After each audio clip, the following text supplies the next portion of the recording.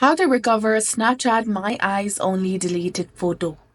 Hi guys, welcome back to our channel. In this video tutorial, we'll be discussing about recovering your deleted photo from My Eyes Only.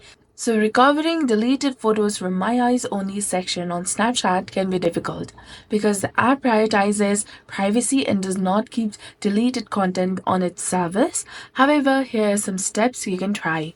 First, you have to check the memories backup. If the photos were saved in memories, and swipe up from the camera screen to access memories. Look in the saved or snap tabs, and if you don't see your photos, they might not have been backed up.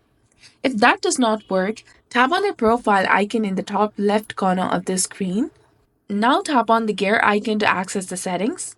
Scroll down, and here you will see the option of Help Center. That is under the support and feedback section. Simply tap on it. Now from the Snapchat support section, scroll all the way down and then go to Contact Us option. Tap on it.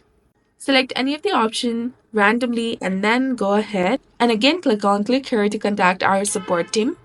This will take you to a Snapchat support portal where you can submit a request explaining your situation.